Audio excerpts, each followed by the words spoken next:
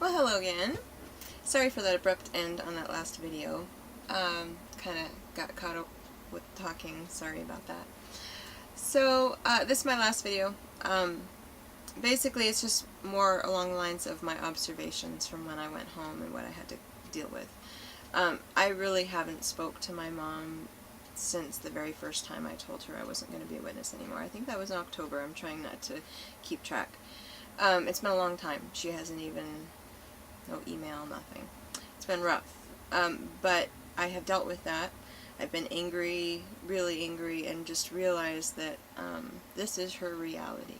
And it's unfortunate that she can't see a little past it, but she doesn't want to see it. And you have to want to grow. You have to want to see it in order to make the improvements. I want to grow. I want to see it. So... excuse me, she may not ever want to. The thing is she has to deal with her judgment on her own when that time comes. She truly feels like what she's doing is right. It hurts me, but I have to accept that because that is her belief. And if I'm going to live this way, then I have to accept that. But I also have to play by her rules. And that's kind of my observation. Is once you realize, inevitably, that truth is more important than being controlled,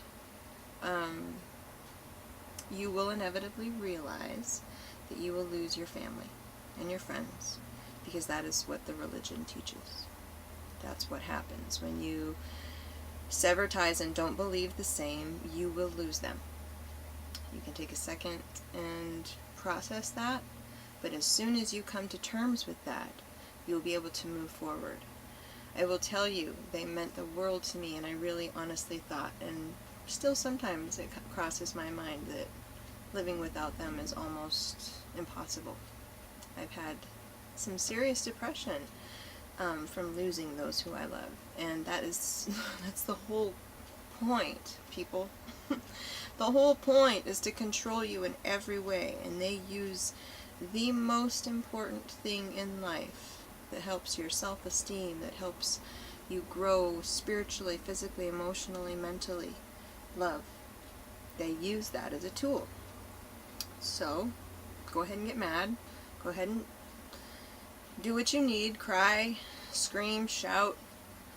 Preferably don't get arrested. Don't make any bad decisions, because it's not worth it. You will realize, yes, you've been controlled. Yes, that's irritating. Yes, you're mad, really mad. Go get a punching bag. Don't get a person.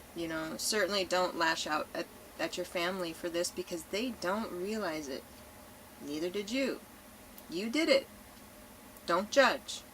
Just acknowledge the ignorance. See the potential for growth. Take a deep breath. You love them. Don't hurt them. Don't lash out when they don't know. You didn't know. Try to see where they are and be patient. There's no other way to do it so far that I've been able to see. Not that won't cause severe amount of pain. So, recognize it. It's a game. Play by the rules. They say you're bad association. You know you're not, because you are verifying truth, and you know that the truth is out there, and they don't have it. Be proud of yourself. You're a courageous, courageous person for being able to stand up and actually say that. Because most people won't even, they refuse to believe it. If their peers and their family and all of the people around them don't. Which Jehovah's Witnesses surround themselves with people who believe the same as they do. Those who stand up for what's different is a very courageous thing to do. So don't victimize yourself. Pat yourself on the back and say, oh my goodness, I am strong. I am way stronger than I thought I could be, because look, I have decided to say, enough's enough, people. I am not being a schmuck anymore. I want to love, and I want to love freely. I don't want to put limits on my love. And I don't want to be told that God puts limits on His love. I'm going to let him do his judgment. I don't care what race, I don't care what religion, I don't care what sexual preference, I don't care at all unless you burst my bubble. If you come and pop my bubble, or step on my bubble, or poke my bubble, and I'm talking a serious thing, I don't care, I've been nudged. I mean, believe me, I lost the love of my entire family. Don't tell me that I can't take a little bubble popping. I don't have very sensitive feelings anymore. And I think maybe it's a good thing. Perhaps we can all try to lighten up. We've been taught as Jehovah's Witnesses we need to have a sensitive conscience, that we need to watch and look and see. Well, no, we don't. It's none of our business what people are doing. And it's certainly not any of our business for them or their business for us. Does that make sense? It's just not. So let's move on. Let's forget about what everybody else is doing. Not be so sensitive. Try to, buckle up our belt and pull our britches up. And try to just enjoy life. And not worry about what other people are doing with whatever their personal deal is. I worry that there are men molesting our children in that religion. I don't want to worry what two newlywed couples are doing in their bedroom. You know what I mean? I worry that our kids are being told that they're not enough. I don't care that so-and-so got a tattoo. It's not my concern what people do with their own lives, as long as it doesn't bother me. If you're molesting my kid, my friend's kid, that pops my bubble big time. That I'm going to do something about. Not how much so-and-so is going to donate next month. Dear Lord. What we concerned ourselves with when the most important things were getting looked over. So, my observations, speak with reason. Communicate still. Take your deep breath, but speak with reason and communicate without emotion. And you can be righteous. You can be zealous. You can have emotion or inflection. But as soon as you get the emotion, the rage, the sadness, the hurt, that it just overpowers everything. And as soon as that emotion comes over and you lose control and the calmness of the congregation, that's not the right word. You lose control and calmness of the conversation. Sorry about that. They just close down. They won't talk to you, won't engage you anymore. They get just scared, and so they just close down. The observation that I made with my father is I was speaking with reason, and everything that he said, I had a reasonable answer because I am speaking reasonably. These are reasonable decisions that I've based my life on, and there was one time when he was reaching and he didn't know what else to say, and he told me that I was thinking funny. I almost lost it because I'm thinking to myself, I have been nothing but reasonable and calm, and you're going to look at me and tell me that I'm thinking funny. And I just realized that it was just a way to test, to see if I was going to lose my mind.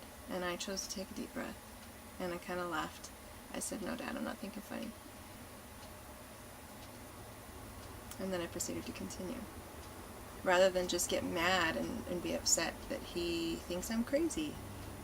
My response to him was, I went to the schools that you sent me to. And I went to the same church that you sent me to. It's actually after a song, a heavy metal rock song that I heard a long time ago. But it's just funny because that's, they call us crazy. We go and do the things that they want us to, and then they turn around and call us crazy. Food for thought for there, too. My dad brought out that he is not interested in knowing anything about what's going on if it's going to come on the internet. Now, he's an old school man, but I want to bring this up for perhaps other people's observations.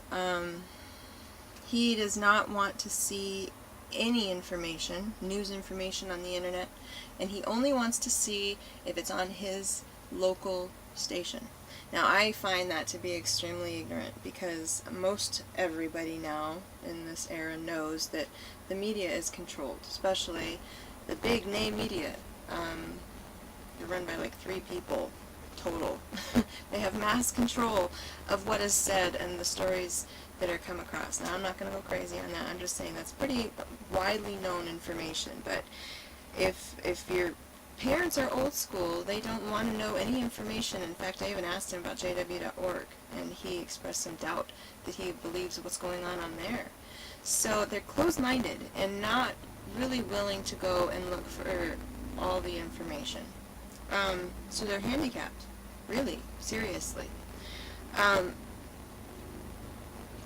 The other thing that I wanted to bring up is the fact that the Royal Commission is in the process of putting out more information on these cases, these recent cases. So I suggest that you will follow that. I've put some links on my videos, my Valid Jehovah's Witness videos. It's a public link. I also have some music on there and stuff too that I find inspiring. But just wanted to let you guys know if it's something to really follow closely on. Jehovah's Witness children and those of the public are not safe.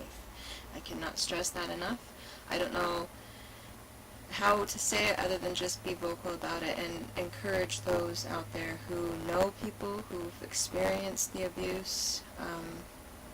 Be courageous and share your story, because honestly I think that each of us would be actively able to touch someone that we personally know, not in a bad way, but just touch someone who has been affected by this. And that's huge if you actually put those numbers together. So, lastly, I wanted to give a shout out to Now. She figured out that I have started putting my rocks that I've painted, but I also do other types of art, as my intro pictures. I was having a really hard time with YouTube not authorizing my thumbnail pictures, so I just figured I would put my art up because I know that I'm not copyrighting my own stuff. So, yes, no, those are my rocks. Thank you for being so kind. And I will probably, she's asked that I do a video to just kind of show some of the things that I've been doing. Ideally, since I have my car back and I'm now back from seeing my son, I will be able to start working, find a job here, so that's what I'm looking at doing. I will try to keep you guys posted. But thank you guys so much for keeping up with me. Thank you for your support, your kindness. I really hope that this information that I've shared from my recent experience with shunning has maybe helped and strengthened some. You'll get through it. It's painful. I cried. I had some issues. I got mad. But once you realize that it's just a form of control and you are not going, don't catch that ball. If they throw that ball, don't catch it. Just watch it go by and try not to be affected by it, because, man, you don't need that control. We are controlled in so many other ways in this life. Pick those who love you unconditionally, who want you to succeed, who accept you for you. They are out there. There's billions of people out there. They are out there. I will accept you. Just don't burst my bubble. I love you guys. Take care.